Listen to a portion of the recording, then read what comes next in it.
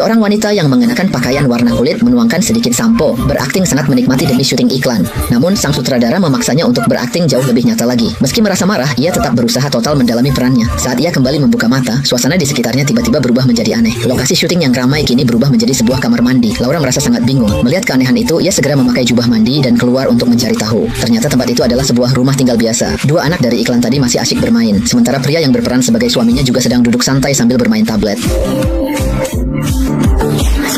Laura sangat merasakan hal ini dalam hatinya. Pasti adalah lelucon yang dibuat oleh kru. Jadi ia membuka pintu dan bersiap untuk pergi dari tempat itu. Buang sampahnya sekarang. Detik berikutnya pria itu menariknya kembali karena menganggap wanita tak pantas keluar berjubah mandi. Namun Laura yang merasa aneh tak acuh dan langsung lari ke balkon. Pemandangan di depannya membuatnya terpaku. Ini lingkungan asing, bukan lokasi syutingnya. Sebelum tenang, Jack yang mengira ia akan melompat menariknya kembali, membuat Laura makin marah. Dia mengaku tadi sedang syuting sampo. Kenapa sekarang di sini? Ia pun mengancam Jack berhenti main-main dan segera mengembalikan pakaiannya. Ini bajumu semua di sini. Tak ada pilihan lain, Lau. Lau akhirnya terpaksa mengambil sebuah gaun dan langsung memakainya tanpa ragu. Lalu berbalik turun ke bawah bersiap naik taksi pulang ke rumahnya. Dia mengira semua kekacauan ini sudah berakhir. Namun ketika sampai di rumah dan pintu dibuka, yang membukakan adalah pacarnya. Karena sudah larut malam dan Lau sangat lelah, ia langsung berbaring di sofa untuk tidur. Anehnya, pacarnya sama sekali tidak mengenalinya. Awalnya, Lau masih mengira pacarnya juga ikut dalam. Lelucon buruk ini sampai seorang wanita asing muncul di rumahnya sendiri. Barulah Lau sadar bahwa pacarnya sudah berpaling ke lain hati. Marah dan kecewa, Lau pun langsung pergi meninggalkan tempat yang penuh luka itu.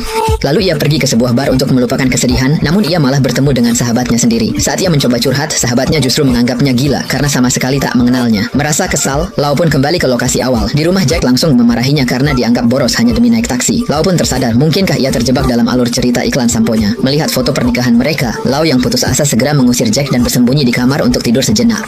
Besok pagi segalanya akan kembali normal. Tapi esoknya, Jack justru terus mendesaknya untuk segera pergi bekerja. Saat itulah Laura benar-benar sadar bahwa dirinya terjebak dalam cerita. Karena karakternya pegawai bank, ia pun segera berangkat menuju kantor tempatnya bekerja. Namun saat mengecek ponsel, seorang rekan kerja wanita memberitahu bahwa bos sudah menunggunya. Laura yang sudah kesal pun akhirnya menemui bosnya.